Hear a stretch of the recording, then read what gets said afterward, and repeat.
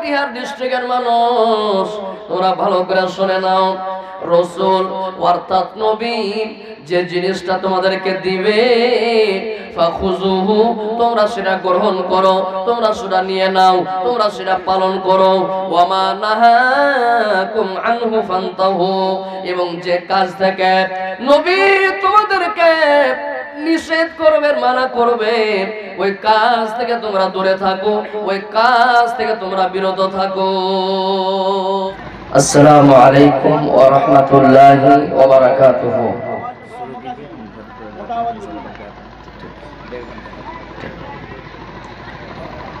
ইন্নাল হামদালিল্লাহ নাহমাদুহু ওয়া নাস্তাঈনুহু ওয়া নাস্তাগফিরুহু ওয়া নু'মিnu বিহি ওয়া নাতাওয়াক্কালু আলাইহি ওয়া নাউযু বিল্লাহি মিন শুরুরি আনফুসিনা ومن سيئات أعمالنا من يهده الله فلا مضل له ومن يضلله فلا هادي له وأشهد أن لا إله إلا الله وحده لا شريك له وأشهد أن محمدا عبده ورسوله أما بعد فأعوذ بالله من الشيطان الرجيم بسم الله الرحمن الرحيم قل إن كنتم تحبون الله فاتبعوني يحببكم الله ويغفر لكم ذنوبكم والله غفور رحيم وقال النبي صلى الله عليه وسلم كل أمتي يدخلون الجنة إلا من أبى قيل ومن أبى قال من أطعني دخل الجنة ومن عصاني فقد أبى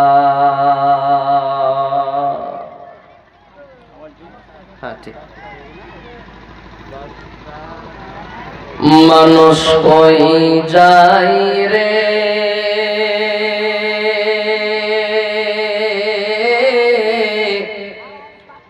দুনিয়া ছাড়িয়া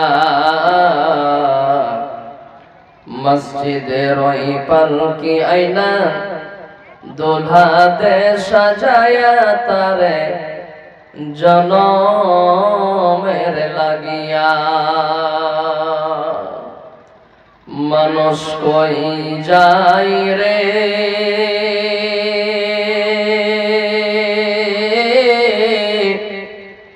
দুনিয়া ছাড়িয়া মসজিদের ওই পালকি আইনা দুলহা দে সাজায়া তারে জনমের লাগিয়া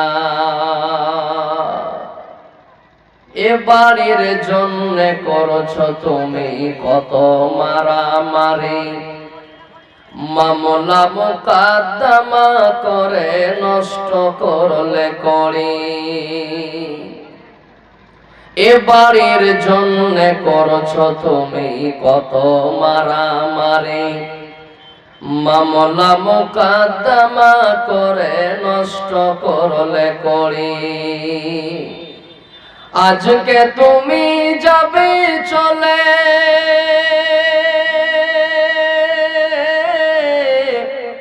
সব কিছু ছাড়িয়া মসজিদের ওই পালকি আইনা দুলহা দে সাজায়া তারে জনমের লাগিয়া। মানুষ কই যাই রে দুনিয়া ছাড়িয়া, মসজিদের ওই পালকি আইনা দুলহা দে সাজায়া তারে জনমের লাগিয়া। ছেলে মেয়ে নববধূর প্রেমেতে পড়িয়া নামাজ রোজা সব ছাড়িলাম দুনিয়ায় আসিয়া। ছেলে মেয়ে নববধূর প্রেমেতে পড়িয়া নামাজ রোজা সব ছাড়িলাম দুনিয়ায় আসিয়া। সেই ছেলেরাই গোসল দিবে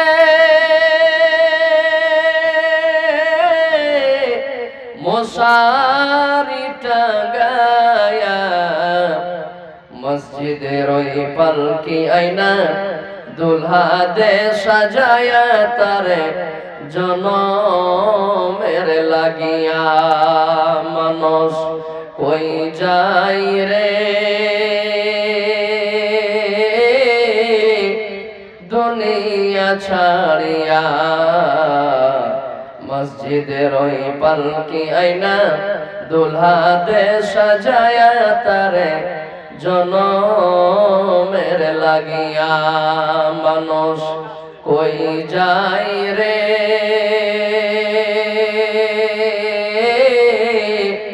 দুনিয়া ছাড়িয়া, মসজিদের ওই পালকি আইনা দুলহা দে সাজায়া তারে জনমের লাগিয়া। নারে তাকবীর, নারে তাকবীর, আল্লাহু আকবার। উপস্থিত সম্মানিত আজকে সভার সভাপতি সাহেব, উপস্থিত উলামায়ে কেরাম, আমার সম্মুখে বসে থাকা আমার সম্মানিত দিন প্রিয় মুমিন ভাই সকল বন্ধুগণ, আমার বয়স্ক বাপজানেরা, পর্দানশীল আমার মা বোনেরা, খালারা, সমস্ত তারিফ প্রশংসা গুণগান আল্লাহ রাব্বুল আলামিনের জন্য, যিনি আমাদেরকে সর্বশ্রেষ্ঠ সর্বের সেরা করে সৃষ্টি করেছেন। যে আল্লাহ তাআলার অশেষ দয়া ও মায়ার কারণে আমরা এত গুনাহের পর গুনাহ, পাপের পর পাপ করার পরেও জীবিত আছি, ভালো আছি, সুস্থ আছি। তাই আমরা সে মহান সত্তার একবার প্রশংসা জ্ঞাপন করি। আমরা সকলেই নিজের মুখখানা খুলে জোরে সোরে পড়ি আলহামদুলিল্লাহ। অতঃপর ধর্মের গুরু, ধর্মের নেতা, তাজদারে মাদানী, নবিকুল শিরোমণি আহমদে মুজতবা মুহাম্মদে মুস্তাফা করিম সাল্লাল্লাহু আলাইহি ওয়াসাল্লামের উপর অগণন দরুদ শরীফ শান্তির ধারা অবতীর্ণ হোক, আমিন। আল্লাহুম্মা সাল্লি আলাইহি, আল্লাহুম্মা বারিক আলাইহি।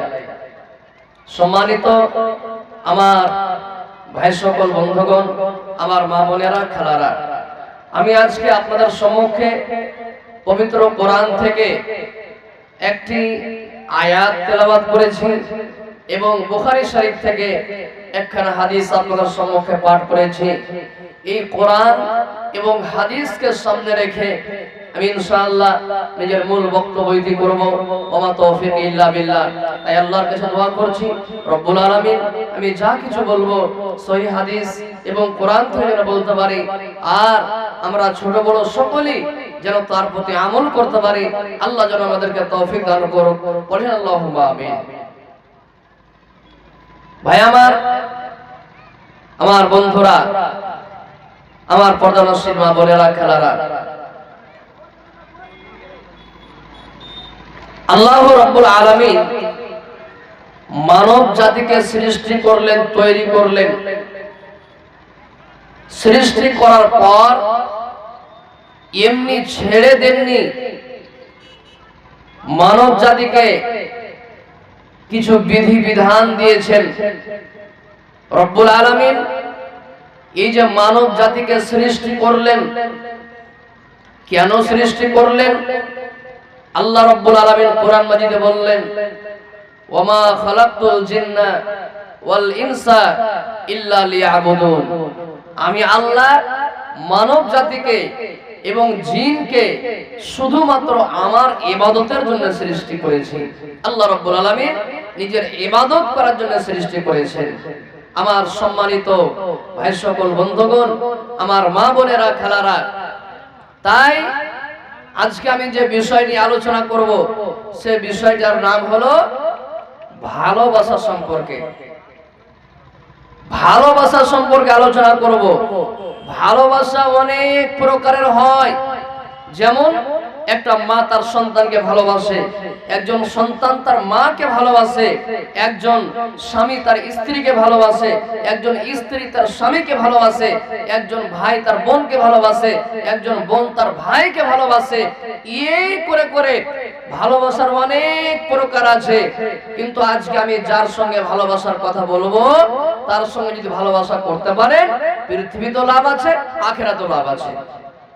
তার নাম হলো নবী মুহাম্মদ বলেন সাল্লাল্লাহু আলাইহি ওয়াসাল্লামের সঙ্গে। নবী মুহাম্মদ সাল্লাল্লাহু আলাইহি ওয়াসাল্লামের সঙ্গে যদি আপনি ভালোবাসা করতে পারেন, তাহলে আপনার ইহকাল পরকাল কামিয়াব হয়ে যাবে। আল্লাহুস সামাদ। আমার ভাইজান, বাপজানেরা আমার, তাহলে এই ভালোবাসা সম্পর্কে রব্বুল আলামিন কোরআন মাজিদের মধ্যে আয়াত নাযিল করে দিলেন, আয়াত অবতীর্ণ করে দিলেন। কি আয়াত? আল্লাহ রব্বুল আলামিন বললেন, কুল, হে নবী, তুমি তোমার উম্মতকে বলে দাও। কি বলো?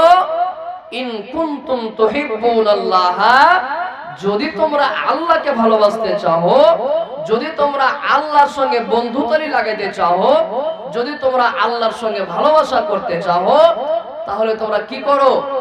ফাত্তাবিউনি, তোমরা আমার অনুসরণ করো, আমার কথা মতো তোমরা চলো। কে বলছেন এটা? আল্লাহ রাব্বুল আলামিন নবী মুহাম্মদ সাল্লাল্লাহু আলাইহি ওয়াসাল্লামকে কথা বলতে বলছেন, হে নবী, আপনি বলে দেন আপনার উম্মতেরাকে যে তারা যদি আল্লাহর সঙ্গে বন্ধুতারি লাগাইতে চায়, তো তারা যেন তোমার অনুসরণ করে, অর্থাৎ তারা যেন নবীর ইত্তেবা করে, নবীর অনুসরণ করে। ভাইয়েরা আমার, আমার মায়েরা, বোনেরা, দিদিরা, ভালো করে শুনেন। আল্লাহ রাব্বুল আলামিন বললেন, হে নবী, তুমি তোমার উম্মতরাকে বলে দাও। কি বলো? যদি তোমরা আল্লাহর সঙ্গে বন্ধুতারি লাগাইতে চাও, যদি তোমরা জান্নাত হাসিল করতে চাও, যদি তোমরা আল্লাহকে সন্তুষ্ট করতে চাও, তাহলে তোমরা ফাত্তাবিউনি, তোমরা নবীর অনুসরণ করো, নবীর কথা মতো চলো। নবী যেটা কাজের আদেশ করবে সেটা তোমরা পালন করো, এবং যে কাজ থেকে তোমাদেরকে নিষেধ করবে ওই কাজ থেকে তোমরা বিরত থাকো, দূরে থাকো। এবার আপনি বলবেন, তাহলে নবীর ইত্তেবা করতে গেলে আল্লাহ রাব্বুল আলামিন বললেন যে যদি আমার বান্দারা নবীর ইত্তেবা করতে পারে, নবীর অনুসরণ করতে পারে, আমি আল্লাহ তাদের জন্য দুটো কাজ করব। কয়টা কাজ করবেন? কয়টা কাজ করবেন? আল্লাহ বলছেন তাদের জন্য আমি দুটো কাজ করব। কি দুটো কাজ করবেন? আল্লাহ রাব্বুল আলামিন বললেন, ইয়াগফির লাকুম ইউহিব্বুকুমুল্লাহ, আমি আল্লাহ ওই সমস্ত বান্দাদেরকে ভালোবাসবো। আল্লাহ রাব্বুল আলামিন বললেন, যারা দুনিয়ার বুকে নবীর অনুসরণ করবে, নবীর কথা মতো চলবে, আল্লাহ রাব্বুল আলামিন বললেন আমি আল্লাহ তাদেরকে ভালোবাসবো। এবং 2 নম্বর কাজ, ওয়ায়াগফির লাকুম যুনুবাকুম, এবং আমি আল্লাহ তাদের জীবনের গুনাহ খাতাকে আমি আল্লাহ ক্ষমা করে দেব, আমি আল্লাহ মাফ করে দেব। সুবহানাল্লাহ। তাহলে নবীর ইত্তেবা করতে গেলে, নবীর অনুসরণ করতে গেলে লাভ আছে না লস আছে? লাভ আছে না লস আছে? লাভ আছে। আমরা যদি নবীর ইত্তেবা করতে পারি, আল্লাহ রাব্বুল আলামিন আমাদের গুনাহ খাতা maaf করবেন, আল্লাহ আমাদেরকে ভালোবাসবেন। আর যে বান্দা আল্লাহর ভালোবাসা পেয়ে নিল, তার আর কিসের অভাব? এই দুনিয়া তো সে কামিয়াব, আখিরাত তো সে কামিয়াব হয়ে যাবে। আল্লাহুস সামাদ। শুধু তাই নয়, আল্লাহ রাব্বুল আলামিন কোরআন মাজিদে বললেন, ওয়া মা আতাকুমুর রাসূলু ফাখুযুহু। আল্লাহ রাব্বুল আলামিন বললেন, হে দুনিয়ার মানুষ, ও কাটিহার ডিস্ট্রিক্টের মানুষ, তোমরা ভালো করে শুনে নাও, রাসূল অর্থাৎ নবী যে জিনিসটা তোমাদেরকে দিবে, ফাখুযুহু, তোমরা সেটা গ্রহণ করো, তোমরা সেটা নিয়ে নাও, তোমরা সেটা পালন করো। ওয়া মা নাহাকুম আনহু ফান্তাহু, এবং যে কাজ থেকে নবী তোমাদেরকে নিষেধ করবেন, মানা করবেন, ওই কাজ থেকে তোমরা দূরে থাকো, ওই কাজ থেকে তোমরা বিরত থাকো। রাসূল যে আদেশ তোমাদেরকে করবেন সেটা পালন করো, এবং যে কাজ থেকে তোমাদেরকে নিষেধ করবেন সে কাজ থেকে তোমরা দূরে থাকো। আল্লাহুস সামাদ। আমার ভাইয়েরা, বন্ধুরা আমার, এই নবীর কথা যদি না মানেন তাহলে আপনার ইহপরকাল ছারখার হয়ে যাবে। হযরত আবু তালিব, সুবহানাল্লাহ, নবীজির চাচা আবু তালিব নবীজির খিদমত করেছিলেন। নবীজির যখন বয়স 6 বছর, নবীজির মা দুনিয়া থেকে চলে গেছিলেন। নবীজির বয়স যখন 8 বছর, নবীজির দাদাও দুনিয়া থেকে চলে গেছিলেন। আর নবী যখন পেটে ছিলেন তখনই বাবা দুনিয়া থেকে চলে গেছিলেন। এই নবীজি আমার বড় হয়েছেন, আদর পেয়েছেন কার কাছে? চাচা আবু তালেবের কাছে। আবু তালেব সারা জীবন নবীর দেখভাল করেছে, নবীর সঙ্গে নবীর সহযোগিতা করেছে, নবীজির মদদ করেছেন। সুবহানাল্লাহ। এই চাচা আবু তালেব নবীকে এত ভালোবাসতেন। এই চাচা যখন সফরে যেতেন, ওরে সুবহানাল্লাহ, নিজের ভাতিজা মুহাম্মদকে বাড়িতে রেখে যেতেন না। বাড়িতে রাখবো, কে হয়তো তাকে মারবে, গালি দিবে, আমি তার চাচা এটা সহ্য করতে পারবো না। ওই চাচা আবু তালেব যখন কোথাও সফরে যেতেন, এই ভাতিজা মুহাম্মদ পড়েন সাল্লাল্লাহু আলাইহি সাল্লাম, এই মুহাম্মদ সাল্লাল্লাহু আলাইহি সাল্লামকে সঙ্গে করে নিয়ে যেতেন। এত ভালোবাসতেন। বলার উদ্দেশ্য হলো, আল্লাহ রাসূল যখন বড় হয়ে গেলেন, যখন নবুয়তি পেয়ে নিলেন, বড় হয়ে গেলেন, নবী হয়ে গেলেন, ওরে আল্লাহ, এই নবী মুহাম্মদ সাল্লাল্লাহু আলাইহি ওয়াসাল্লাম এই চাচার কাছে, চাচা যখন মৃত্যুর টাইমে পৌঁছে গেছে, যখন বয়স্ক হয়ে গেছে, এই চাচার কাছে আল্লাহ রাসূল একদিন গিয়ে বলছেন, চাচা গো, মার আদর আমি পাইনি, আব্বার আদর পাইনি, দাদার আদর পাইনি। চাচা গো, মা হন তো আপনি, বাবা হন তো আপনি, আপনি আমাকে মা বাবার মতো আপনি আমার খিদমত করেছেন, লালন পালন করে বড় করেছেন। চাচা গো, আপনি জানেন আল্লাহ রাব্বুল আলামিন আমাকে নবী করেছেন গো চাচা। ও আমার চাচা, শেষের বেলা তো গো চাচা একটা আপনার কাছে আবেদন, চাচা গো, এই শেষের বেলাতে বুড়াতে কালে চাচা গো, আল্লাহ রাব্বুল আলামিন কাফেরদের জন্য, মুশরিকদের জন্য জান্নাতকে হারাম করেছেন।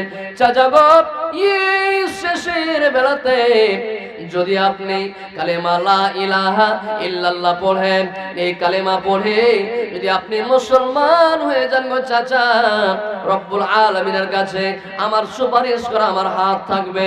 আর যদি আপনি এই বেঈমান কাফের মুশরিক হয়ে মারা যান, তাহলে আল্লাহ রব্বুল আলামিনের কাছে আমি সুপারিশ করতে পারবো না। চাচা, শেষের বেলায় আপনি খালি কালেমাটা পড়লেন, বাকি আমি দেখে নিব। কিন্তু ওরে আল্লাহ, এদিকে কাফের বড় বড় সর্দার আবু জাহাল, ওরে আল্লাহ, পার্শ্বে বসে আছেন আর বলছেন, এ আবু তালেব, খবরদার খবরদার, ভাতিজার কথা শুনে খবরদার, তুই কালেমা পড়বি না, তুই মুসলমান হবি না, বাপ দাদার ধর্মকে তুই ত্যাগ করবি না আবু তালেব। ওরে আল্লাহ, এই চাচা আবু তালেব বললেন, ভাতিজা মুহাম্মদ, আমি জানি তুই হলি আল্লাহর নবীর বেটা, আমি জানি তোমার প্রতি যে কোরআন নাজিল হয় তোমার কোরআন সত্য। ভাতিজা মুহাম্মদ, আমি জানি তোমাকে আল্লাহ রাব্বুল আলামিন নবী করেছেন, কিন্তু ভাতিজা রে, এই শেষের বেলাতে আমি বুড়াতে কালে শেষের টাইমে আমি তোমার কালেমা পড়ে মুসলমান হতে পারলাম না। আমি নিজের বাপ দাদার ধর্মে মারা গেলাম। সুবহানাল্লাহ। চাচা আবু তালেব বাপ দাদার ধর্মতে মারা গেলেন। এবার আল্লাহ রাসূলের চোখ দিয়ে জল ঝরতে লাগলো, পানি ঝরতে লাগলো। সাহাবায়ে কেরাম প্রশ্ন করলেন, ইয়া রাসূলুল্লাহ, ইয়া হাবিবাল্লাহ, এ আল্লাহর রাসূল কেন আপনি কাঁদছেন? এবার আল্লাহ রাসূল বললেন, এ আমার সাহাবীরা ভালো করে শুনে নাও, আজকে আমার চাচা দুনিয়া থেকে চলে গেছে, যার কারণে আমি কান্দি না রে। কেন আমি কাঁদছি? আল্লাহ রাব্বুল আলামিন আমার চাচাকে জাহান্নামে দিয়ে দিবেন, কারণ আমার চাচা এই শেষের বেলাতে কালেমা পড়ে মুসলমান হলো না, কালেমা পড়ে ঈমান আনলো না।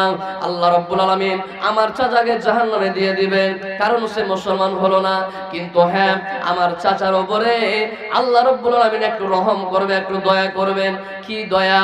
আল্লাহ রাব্বুল আলামিন জাহান্নামের সবচাইতে যেটা ছোট আযাব, জাহান্নামের যেটা সবচাইতে ছোট শাস্তি, ওই সবচাইতে ছোট আযাবটা আমার চাচাকে দিবে। জাহান্নামের যেটা সবচাইতে ছোট আযাব, এই আযাবটা আমার চাচাকে দিবে। আযাবটা কি? ওরে আল্লাহ, আল্লাহ রাসূল বললেন, এ আমার সাহাবীরা ভালো করে শোনো, আল্লাহ রাব্বুল আলামিন আমার চাচার পায়ে আগুনের এড়ি দিয়ে দিবেন, আগুনের জুতা পরিয়ে দিবেন। যেমন আজকে আমরা ঠান্ডার সময়তে ঠান্ডা থেকে বাঁচার জন্য জুতা পরিধান করি, কাপড়ের জুতা, চামড়ার জুতা আর কিছুরির জুতা। আল্লাহ রাব্বুল আলামিন আমার চাচাকে আল্লাহ রাব্বুল আলামিন আগুনের জুতা পরিয়ে দিবেন। এটা হলো জাহান্নামের সবচেয়ে ছোট শাস্তি। ওরে আল্লাহ, এবং এই আগুনের তাপ কত হবে? ওরে সুবহানাল্লাহ, এই আগুনের তাপ উপর উঠতে উঠতে উঠতে উঠতে বন্ধুরে, যেমন আমার মা খালারা ভাত রান্না করে, ভাত যখন ফুটে যায় গড় গড় গড় গড় গড় গড় করে, অনুরূপ ভাবে আল্লাহ রাসূল বললেন ওই আগুনের তাপের কারণে, ওই আগুনের তাপ উপর উঠতে উঠতে মাথার মগজ গলা গড় গড় গড় গড় গড় ফুটবে। নারে তাকবীর, আল্লাহু আকবার।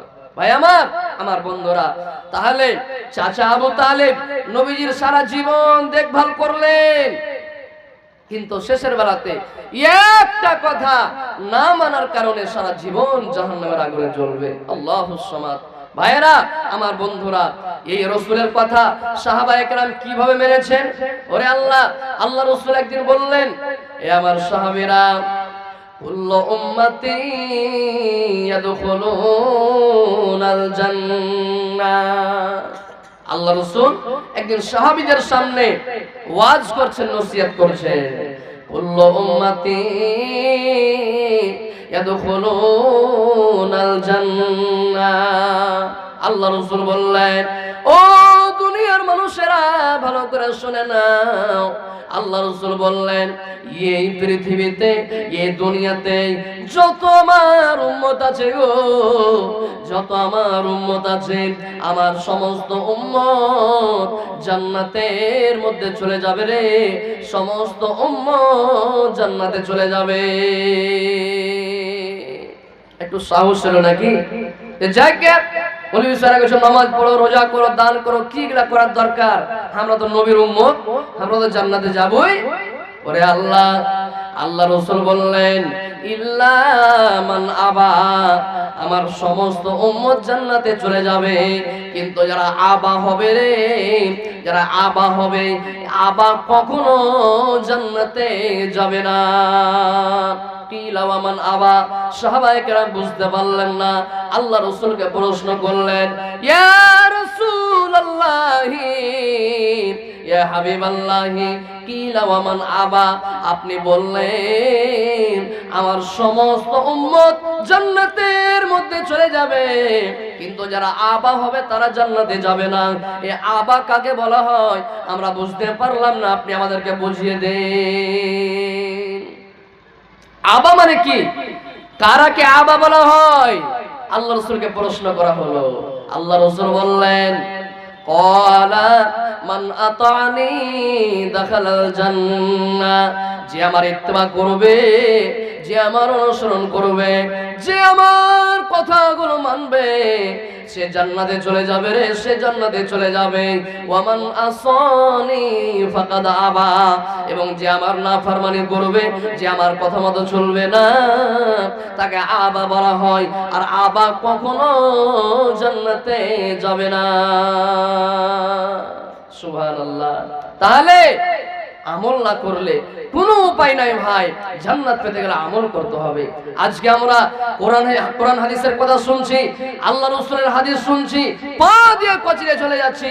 আমাকে এটা একটা কথা, আর এগুলা মৌলভী স্যারকে বলার কাজ, বলছে বলুক গা, মরবো তখন যাবে দেখে নিব। ভাইরা আমার, মরার পর আপনি কি দেখবেন? ভাইরা আমার, আজকে আমাদেরকে কোরআনের কথা শুনতে ভালো লাগে না, আজকে আমাদেরকে হাদিসের কথা শুনতে ভালো লাগে না, আজকে মাওলানার ওয়াজ শুনতে ভালো লাগে না। এখানে কোরআন হাদিসের ওয়াজ হয়, কোরআন হাদিসের ওয়াজ নসিহত চলছে। মেলাতে দেখেন কত লোক ঘুরে বেড়াচ্ছে, যত লোক পিন্ডালে বসে আছে তার চাইতে ডবল ডাবল মেলাতে ঘুরছে। কোরআন হাদিসের কথা শুনতে ভালো লাগে না। আজকে আমাদেরকে মাওলানার ওয়াজ শুনতে ভালো লাগে না, আজকে জলসা শুনতে ভালো লাগে না। আজকে আমরা বলি, অনেক মানুষ এমন আছে যারা বলে, আরে এগুলা মৌলভী স্যার বলার কাজ, বলছে বলুক গা, মরবো তখন যাবে দেখে নেব। ভাইরা আমার, কি দেখবেন মরণের পর? মরণের পর তো আপনার কোনো উপায় থাকবে না, মরণের পর তো আপনার কোনো সুযোগ থাকবে না। সেদিন আপনি কত বানাই বিনাই করবেন, আল্লাহকে গিয়ে বলবেন, আল্লাহ একটা তুমি আমাকে চান্স দিয়ে দাও, আল্লাহ একটা তুমি আমাকে সুযোগ দিয়ে দাও। আল্লাহ রে, আমি দুনিয়াতে যাব, আমি নেক আমল করব, আমি দুনিয়াতে যাব, যারা ভালো মানুষ আমি তাদের অন্তর্ভুক্ত হয়ে যাব, আল্লাহ আমি তাদের সঙ্গ হয়ে যাব। আল্লাহ একটা তুমি আমাকে চান্স দাও, সুযোগ দাও। কিন্তু রব্বুল আলামিন বলবেন, সূরা মুলকের ভিতরে আছে, আল্লাহ রব্বুল আলামিন বলবেন, এ আমার বান্দা, এ আমার বান্দে, তোমার কাছে কোনো কে ডরানেওয়ালা আসেনি, দুনিয়ার বুকে কোনো কে আলেম ওলামা আসেনি, তোমাদের কাছে কোনো মাওলানা আসেনি, কোরআন হাদিসের কথা বলনেওয়ালা এরকম লোক কি তোমাদের কাছে আসেনি? এবার সমস্ত পাপী বান্দা বলবে, ক্বালু বালা, এ রব্বুল আলামিন, হ্যাঁ অবশ্যই আমাদের কাছে অনেক মাওলানারা এসেছিল, অনেক কোরআন হাদিসের কথা বলনেওয়ালা এসেছিল, কিন্তু আমরা দুনিয়ার বুকে ফাকাজ্জাবনা, আমরা মিথ্যা মনে করেছি, আমরা ওই কথাগুলোকে ঝুঠা মনে করেছি। ওয়াকুলনা, এবং আমরা বলেছি, মা নাযালাল্লাহু মিন শাই, আল্লাহ রাব্বুল আলামিনের পক্ষ থেকে কোন জিনিস নাজিল হয়নি, কোন জিনিস অবতীর্ণ হয়নি। সব এগুলা মৌলবীরা বানিয়ে বানিয়ে কথা বলছে, সব এগুলা মন গড়া কথা বলছে। ওরে আল্লাহ যখন এই সমস্ত উত্তর দিয়ে দিবে, আল্লাহ রাব্বুল আলামিন বলবেন, এ আমার ফেরেশতা, যাও যাও যাও, এই আমার বান্দাকে, এই আমার বান্দাকে টানতে টানতে জাহান্নামের মধ্যে নিক্ষেপ করে দাও। যাও যাও যাও, এই আমার বান্দা বান্দাকে টানতে টানতে জাহান্নামের মধ্যে ফেলে দাও। সুবহানাল্লাহ। আমার ভাইরা, এই দুনিয়াতে বেঁচে থাকাকালীন, আপনার শ্বাস চলাকালীন আপনাকে হুঁশ করতে হবে, আপনাকে জ্ঞান করতে হবে। মরার পর কিছু করার নাই ভাই। যেমনি আপনার শ্বাস বন্ধ হয়ে গেল, পরকালে আপনি চলে গেলেন।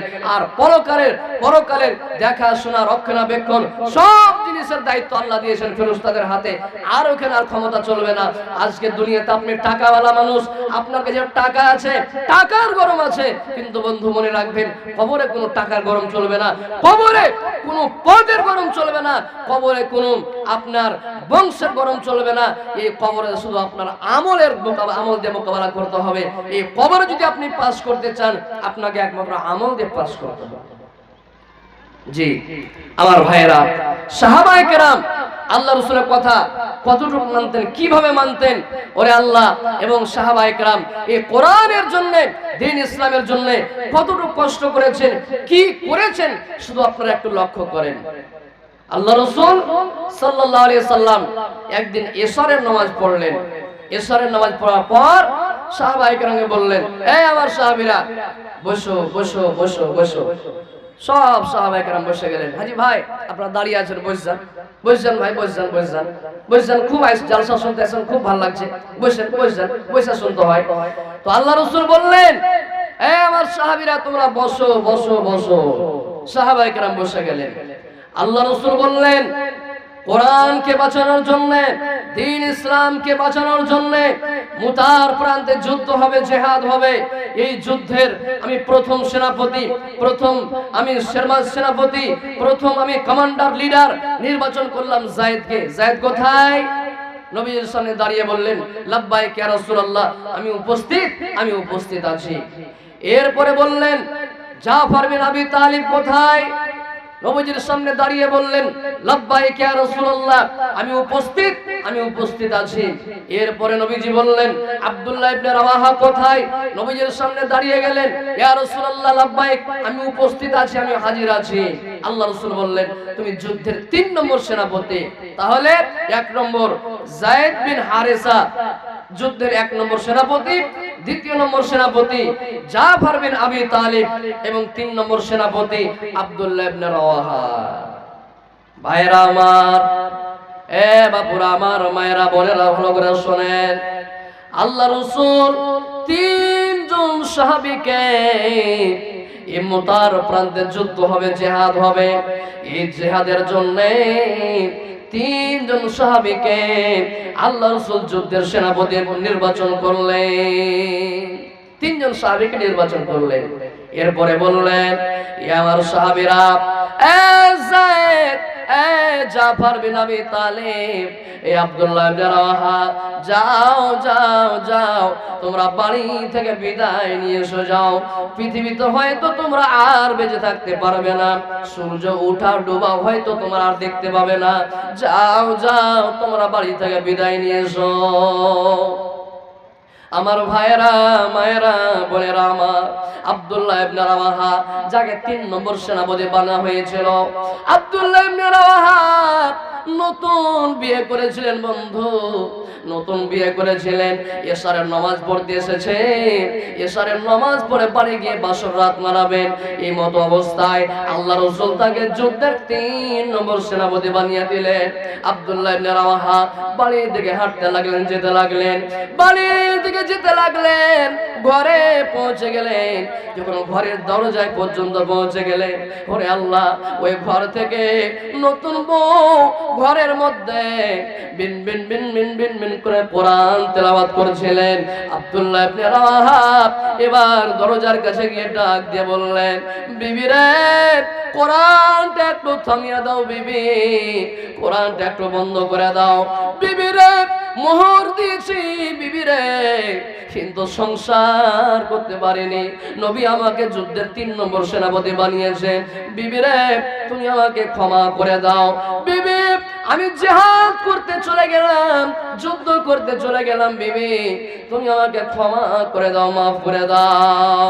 এবার আব্দুল্লাহ ইবনে রাওয়াহার বিবি নতুন বউ ঘর থেকে বলছেন, স্বামী আমার, আপনি ঘরের মধ্যে চলে আসেন। ঘরের মধ্যে এসে আপনি বলেন। আব্দুল্লাহ ইবনে রাওয়াহা বলছেন, না বিবি, না না না, আমি ঘরে যাব না। কারণ হলো, তুমি হলে একটা যুবতী মেয়ে, আমি হলাম একটা যুবক ছেলে। এক ঘরে গেলে প্রেম জেগে যাবে, মায়া মোহব্বত জেগে যাবে, অতএব আমি ঘরে যাব না বিবি, তুমি আমাকে ক্ষমা করে দাও।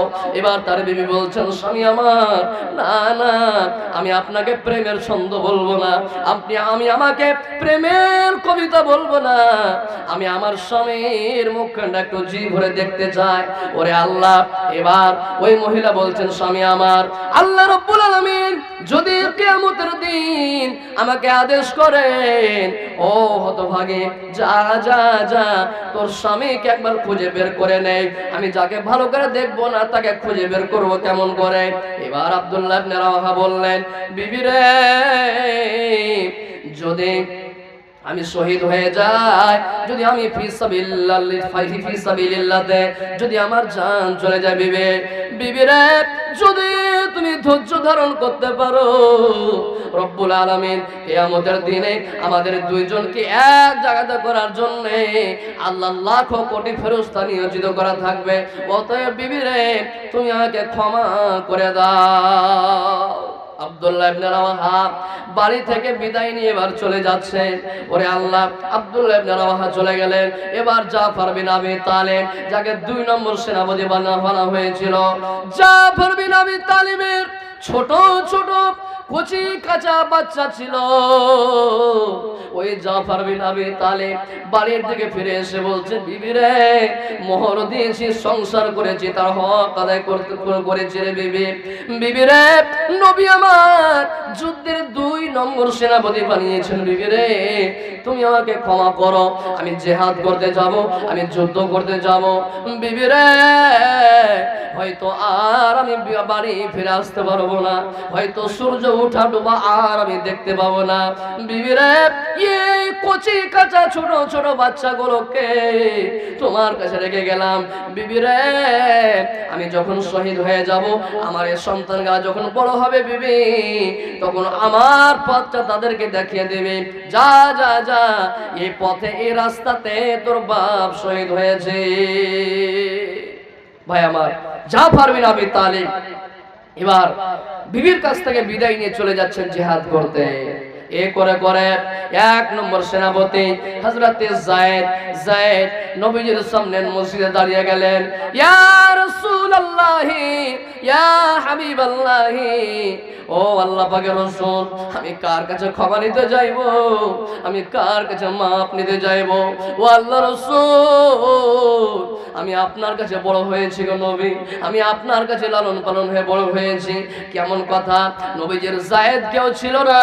ওরে আল্লাহ, এই যায়েদের ঘটনা একটু সংক্ষেপে বলি, তাহলে বুঝতে পারবেন। এই যায়েদের বয়স যখন 8 বছর। ওরে আল্লাহ, এই যায়েদের বয়স 8 বছর যখন বন্ধু, ওরে আল্লাহ, যায়েদ একদিন তার মার সঙ্গে এবং তার খালার সঙ্গে নানির বাড়ি বেড়াতে যাচ্ছিল। রাস্তা পথে যেতে যেতে যেতে যেতে রাস্তাতে যেতে যেতে যায়েদ একবার মার হাত ধরছে, একবার খালার হাত ধরছে, হাসছে এবং হাসতে খেলতে নানির বাড়ি বেড়াতে যাচ্ছেন। ওরে আল্লাহ, রাস্তাতে লুটেরার দল, ছিনতাইয়ের দল, ডাকাতের দল ওই যায়েদকে, বাচ্চা ছেলেকে ছিনতাই করে নিল, এবার ডাকাতি করে নিল। এবার যায়েদের মা এবং যায়েদের খালা কত কান্না করেছিলেন, কিন্তু কোন রকম ওই যায়েদের মা এবং খালা বাড়ির দিকে চলে গেলেন, যায়েদকে আর কিন্তু পেলেন না। এবারে যায়েদকে ওই ডাকাতের দল কোথায় নিয়ে গেলেন? বাজার চলে গেলেন এই যায়েদকে বিক্রি করার জন্য। আগেকার যুগে মানুষ বিক্রি হতো, গোলাম বিক্রি হতো। এই যায়েদকে বিক্রি করার জন্য ডাকাতের দল কোথায় চলে গেলেন? বাজার চলে গেলেন। এবার ওই বাজারে খরিদ করতে এসেছে লোককে না, তো রাসূলের প্রথম বিবি হযরতে খাদিজা রাদিয়াল্লাহু তাআলা আনহার ভাতিজা। তখন রাসূলের সঙ্গে বিয়ে হয়নি। খাদিজা রাদিয়াল্লাহু তাআলা আনহার ভাতিজা ওই গোলাম খরিদ করতে এসেছেন। এবার যায়েদকে পছন্দ হলো, যায়েদকে খরিদ করলেন, মনে মনে নিয়ত করলেন, আল্লাহ, আমার ফুফি, একমাত্র ফুফি খাদিজা, সেও তো ধনী মানুষ, তার খিদমত করার জন্য কেউ নাই, আমি আমার ফুফিকে এই যায়েদকে গিফট করব, হাদিয়া করব। এই আমার এই যায়েদ, এই বাচ্চা ছেলেটা আমার ফুফির খিদমত করবে, আমার ফুফির সেবা যত্ন করবে বলে এই যায়েদকে এবার খরিদ করে চলে গেলেন। মা খাদিজা রাদিয়াল্লাহু তাআলা আনহাকে দিয়ে দিলেন। যেদিন মা খাদিজার রাসূলের সঙ্গে বিয়ে হয়ে যায়, ওই দিন এই যায়েদকেও হযরতে খাদিজা আল্লাহ রাসূলকে দান করে দিয়েছিলেন। ও আল্লাহ রাসূল, এই যায়েদকে আপনি নিয়ে নেন, কখন আপনাকে ওযুর পানি আগিয়ে দিতে হবে, কখন আপনার জুতা সোজা করতে হবে, এই যায়েদকে আপনি ব্যবহার করবেন। এবার নবীজির কাছে চলে এলো যায়েদ। এবার যায়েদ নবীজির কাছে বড় হতে লাগলেন। বড় হতে হতে হতে হতে যখন কিছুটা বড় হয়ে গেল, ওরে আল্লাহ, যায়েদের গ্রাম থেকে কিছু লোক এবার হজ করতে এসেছে। হজ করতে আসার পর দেখছেন ওরে আল্লাহ নবীজির কাছে যায়েদকে দেখতে পেয়ে নিয়েছেন। ওরে সুবহানাল্লাহ, গ্রামের লোক দেখার পর বলছেন আরে এটা তো হারিসের বেটা যায়েদকে লাগছে, ওরকমই মুখখানা লাগছে, ছোট তো হারিয়ে গেছিল হয়তো এখন একটু বড় হয়েছে, ওরকমই তো লাগছে। গ্রামের লোক তখন ওই যায়েদের বাপ হারিসকে গিয়ে বলে দিলেন যে তোমার সন্তান, তোমার ছেলে মরিনি, তোমার সন্তান বেঁচে আছে। এই যায়েদের আব্বা কত কেনে কেনে বলেছিলেন। এই যায়েদের আব্বা বলেছিলেন, হাওয়াকে বলেছিলেন, এ হাওয়া তুমি কি যায়েদের সন্ধান দিতে পারো? যদি তুমি যায়েদের সন্ধান দাও, কি হয়েছে আমার যায়েদ একটু খবর দাও, আমি ওই যায়েদকে আমি খুঁজে বেড়াবো। পাগলা উটের মতে, পাগলা উটের উপরে চড়ে আমি যায়েদকে খুঁজে বেড়াবো। এবার গ্রামের লোক যখন গিয়ে তার বাপকে জানালো, তার বাপ এবং তার বাপ যায়েদের বাপ এবং যায়েদের একটা চাচা দুইজন রাসূলের কাছে আসলেন কিসের জন্য? যায়েদকে নিয়ে যাওয়ার জন্য। ওরে আল্লাহ, যায়েদের আব্বা এবং যায়েদের চাচা দুইজন কিছু টাকা পয়সা নিয়ে রাসূলের কাছে চলে এলেন। আসার পরে বললেন, ইয়া রাসূলুল্লাহ, ও আল্লাহর রাসূল, আপনার কাছে আমার সন্তান, আমার কলেজার টুকরা যায়েদ আছে। ও আল্লাহর রাসূল, এই সামান্য কিছু টাকা আমরা নিয়ে এসেছি, আপনি যায়েদকে আমাদেরকে দিয়ে দিন। আল্লাহ রাসূল বললেন, না, এভাবে দেওয়া যাবে না। যায়েদকে ডাকা হলো, যায়েদ কোথায় আছো? লাব্বাইক ইয়া রাসূলুল্লাহ, এদিকে এসো। যায়েদ চলে এলেন। আসার পর বললেন, জি আল্লাহ রাসূল বলেন। আল্লাহ রাসূল বলেন, এই দেখো তো এই দুটো লোককে চিনতে পারছো? ওরে আল্লাহ, যায়েদ যেমনই বাবার দিকে নজর দিয়েছে, ওরে আল্লাহ যায়েদের চোখ দিয়ে বন্ধু ঝরঝর ঝরঝর করে জল ঝরতে লেগেছে। কতদিন থেকে বাপের চেহারা দেখতে পাইনি, কতদিন থেকে চাচার চেহারা দেখতে পাইনি। এবার যায়েদ ওরে আল্লাহ কান্না করতে লাগলেন। অঝর হয়ে কান্না করতে করতে বললেন, ইয়া রাসূলুল্লাহ, ও আল্লাহ রাসূল, এটা হলো আমার বাপ, এটা হলো আমার চাচা। আল্লাহ রাসূল বললেন, যায়েদ তোমার তো কোথায় ধোঁকা হচ্ছে না তো, কারণ তুমি একবার ধোঁকায় পড়া বিক্রি হয়েছো। এবার এরা ধোঁকাবাজ দলয়, ভালো করে চিনে নাও, এরা ধোঁকাবাজ দলয়। যায়েদ বলছেন, নবী গো, এরা ধোঁকাবাজ নয় গো নবী, আমার চোখ মিথ্যা বলে না, এটাই হলো আমার বাবা, এটাই হলো আমার চাচা। আল্লাহ রাসূল বললেন, যায়েদ এই তোমার বাপ চাচা তোমাকে নিয়ে যেতে এসেছে। যায়েদ রে, ভালো করে শুনে নাও যায়েদ, আজকের হুকুম আমি তোমাকে করব না। আজকে আমি তোমাকে বলবো না যে তোমার বাবার সঙ্গে তুমি চলে যাও, আর আমি এটাও বলবো না যে তুমি আমার সঙ্গে থেকে যাও। কারণ আমি যদি বলে দিই তোমার বাবার সঙ্গে তুমি চলে যাও, আর তুমি যদি না যাও, থেকে যাও, তাহলে রাসূলের অমান্য হয়ে যাবে, রাসূলের কথা মানা হবে না, নবীর নাফরমানি হয়ে যাবে, জান্নাত হবে না। আর যদি আমি বলি আমার কাছে থেকে যাও, আর তুমি আমার কাছে না থেকে যদি বাবার সঙ্গে চলে যাও, রাসূলের নাফরমানি হয়ে যাবে, জান্নাত হবে না। অতএব যায়েদ রে, আজকের আমি হুকুম তোমাকে করব না। এই যায়েদ, আজকে তোমার উপরে ছেড়ে দিলাম, তোমার যেটা ইচ্ছা সেটা করো। হযরত যায়েদ একবার বাবার দিকে দেখছে, একবার চাচার দিকে দেখছে। যায়েদের চোখ দিয়ে ঝরঝর ঝরঝর করে জল ঝরছে, পানি ঝরছে। যায়েদ একবার বাবার দিকে দেখছে, একবার রাসূলের দিকে দেখছে, একবার বাবার দিকে দেখছে। এই করে করে ওরে আল্লাহ, যায়েদ হুড়মুড়িয়ে আল্লাহ রাসূলের গলা ধরে বললেন, ও আল্লাহ পাকের রাসূল, না না না, আপনি আমাকে ছেড়ে দিয়েন না নবী গো। এত দামি জায়গা কেউ দখল করতে পারে না, এত দামি জায়গা আমাকে আমি ছাড়তে পারবো না নবী গো। আপনি আমাকে আপনার কাছ থেকে সরাইয়া দিয়েন না, এত দামি জায়গা কেউ পাই না নবী গো।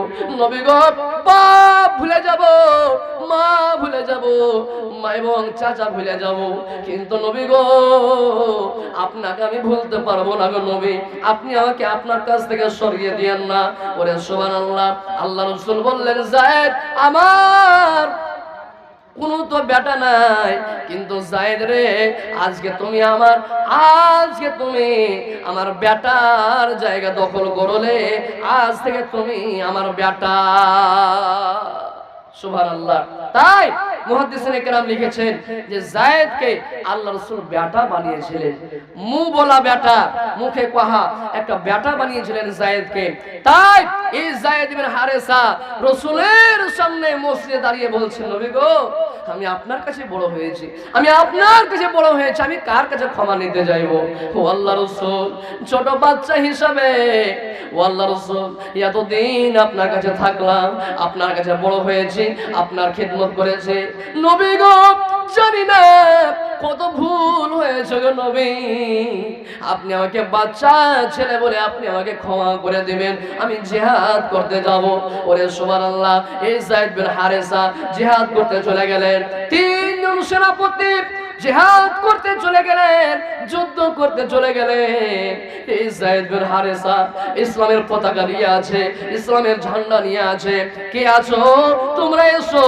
ওরে আল্লাহ, এই যায়েদ বিন হারেসার হাতকে কেটে দেওয়া হলো। সুবহানাল্লাহ, যায়েদ এই পতাকাটাকে পার আঙ্গুল দিয়ে ধরে নিয়ে দাঁড়িয়ে আছে। ওরে আল্লাহ, পাকে কেটে দেওয়া হলো। সুবহানাল্লাহ, এই ইসলামের পতাকা, ইসলামের ঝান্ডাকে এবার যায়েদ মুখে দাঁতে চিবিয়ে দাঁড়িয়ে আছে। ওরে আল্লাহ, এবার যায়েদ শহীদ হয়ে গেল।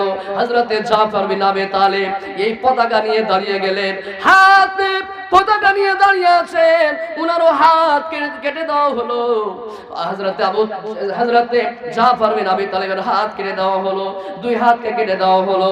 এবার পতাকা আবার পার আঙ্গুল দিয়ে ধরলেন, পাকে কেটে দেওয়া হলো। ওরে আল্লাহ, হযরতে জাফর বিন আবি তালিব এই পতাকা দাঁতে এবার ধরে দাঁড়িয়ে আছে, উনাকেও শহীদ করে দেওয়া হলো। হযরতে আব্দুল্লাহ ইবনে রাওয়াহা নতুন বউ বাড়িতে রেখে জিহাদ করতে গেছেন, যুদ্ধ করতে গেছেন। এবার যুদ্ধ করতে করতে ইসলামের পতাকা হাত থেকে ছুটতে দেয় না, হাত থেকে ছুটতে দেয় না। যখন দুই হাত কেটে দেওয়া হলো, পায়ে নিয়ে দাঁড়িয়ে গেলেন, পায়ে আঙ্গুল দিয়ে চিপে দাঁড়িয়ে আছে এবং অবশেষে মুখের দাঁতে দাঁড়িয়েছিলেন। দাঁতে এ পতাকাকে নিয়ে এবার বলেছিলেন, আমি জীবিত আছি, আমি জীবিত আছি, তোমরা জিহাদ করো, তোমরা যুদ্ধ করো। এই করতে করতে হযরতে আব্দুল্লাহ ইবনে রাওয়াহা ইনাকেও শহীদ হয়ে গেছিল। নারে তাকবীর, সুবহানাল্লাহ। আমার ভাইরা, বন্ধুরা আমার, এই কোরআনের জন্য, দ্বীন ইসলামকে প্রচার করার জন্য, সুবহানাল্লাহ, এই সাহাবায়ে কেরাম কিভাবে নিজের জীবনকে কুরবান করে দিয়েছেন। আল্লাহুস সামাদ। আমার ভাইরা, আমার বন্ধুগণেরা, আমার বয়স্ক বাপজানেরা, আর অনেক বড় বড় উলামায়ে কেরাম জালসাতে আছেন, আপনারা ওয়াজ শুনবেন। আমার পরে নূর মোহাম্মদ বর্ধমান থেকে আসছেন, ওনার ওয়াজ শুনবেন আপনারা। আমার ভাইরা, এই হযরতে আব্দুল্লাহ ইবনে রাওয়াহার মতো আছেন কোন নওজোয়ান বান্দা কিংবা আছেন কোন আল্লাহর গোলাম, এই মাদ্রাসার জন্য, এই কোরআনের মহব্বতে, যে কোরআনের মহব্বতে, জি এই মাদ্রাসার যে মসজিদ এবং গ্রামের মানুষের শামিল, জি বড় মসজিদ, মসজিদের টাইলস লাগবে, মার্বেল লাগবে এই মসজিদের জন্য। সুবহানাল্লাহ, এই কোরআনের মহব্বতে এবং এই মাদ্রাসা থেকে আজকে ছটা ছেলে দাস্তারবন্দি হবে এবং যারা নিজের এই কোরআনকে নিজের সিনাতে গেঁথে নিয়েছে, এই 6টা ছেলে দাস্তারবন্দি হবে, আপনারা দেখতে পাবেন। মসজিদের কাজ বাকি আছে। আমার ভাইয়েরা, আমি দেখতে চাই হযরত আব্দুল্লাহ ইবনে রাওয়াহার মতো, হযরতে জাফর বিন আবি তালিবের মতো, হযরতে যায়েদ বিন হারেসার মতো আমি দেখতে চাই আমার এই সদরপুর গ্রামে কোন একজন আল্লাহর গোলাম প্রথম নম্বরে 10,000 টাকা দান করনেওয়ালা আল্লাহর রাহে দান করতে পারবেন। কি নাম হলো, কি নাম হলো? মানে কম হয়েছে যে আব্দুল লতিফের ব্যাটার আলহামদুলিল্লাহ 6 পয়সা সে কামাইছে, 100 টাকা কি জি জি 500 টাকা দিয়েছে, মানে কম হয়েছে। আব্দুল লতিফ সাহেব, তো জনাব আব্দুল লতিফ সাহেব 500 টাকা দিয়ে গেলেন, কিন্তু আপনি মেলায় কম দান, মেলায় কম হয়েছে। জি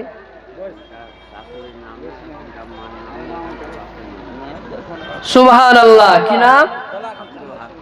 আব্দুল হাকিম। তো এখন 1500 টাকা উনি দিয়েছেন, এখানটা শাশুড়ির নামে, এখানটা মার নামে, এখানটা বাবার নামে, আর শ্বশুরের নামে দিবেন না? শ্বশুর আছে তো কি হলো, দান বাইচে থাকা মানুষের জন্য বেশি দান করতে হয়। জি বালা মুসিবতে বাঁচিয়ে রাখবে ইনশাআল্লাহ। শ্বশুরের নামে এখানটা দেন,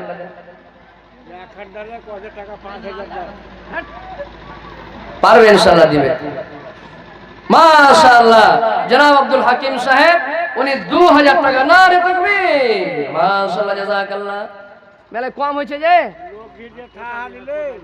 আপনার পোদা দিয়েছে আচ্ছা আপনার তো তারে বাকি আছে জি জি মাশাআল্লাহ জাযাকাল্লাহ হায়াকাল্লাহ বারাকাল্লাহ আপনারটা দিয়ে দেন দোয়া করে দিই আপনারটা কয়ে দেন দোয়া করে দিই আপনি দিয়ে দিন জি ভরে দিবেন দোয়া করে দিই মাশাআল্লাহ জাযাকাল্লাহ জি মাশাআল্লাহ আর একজন তোমার ভালোবাসা বান্দা 700 টাকা আল্লাহ আব্দুল হাকিম উনি 2000 টাকা আল্লাহ তোমার রাহে আল্লাহর একজনই 1000 টাকা তোমার ব্যাংকে জমা করে দিল মাবুদ আল্লাহ তুমি দানকে কবুল করো এ রব্বুল আলামিন আল্লাহ মনের আশা মনে তোমার নাকি পুরা করো কি নাম হলো মফিজুল হক কোনটা বাড়ি মহেশওয়া থেকে মাশাআল্লাহ 1000 পড়তে পারবেন না পারেন তো করে দেন মাশাআল্লাহ মফিজুল হক মহেশওয়া থেকে 600 টাকা মাশাআল্লাহ কি নাম হলো আমজাদ আলী কোন গ্রাম বাড়ি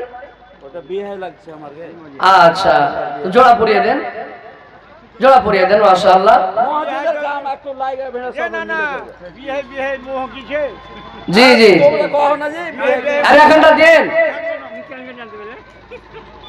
মাশাআল্লাহ হায়াকাল্লাহ বারাকাল্লাহ আল্লাহ দেখেন তোমার ভালোবাসা জি পাঠিয়ে দিলেন জি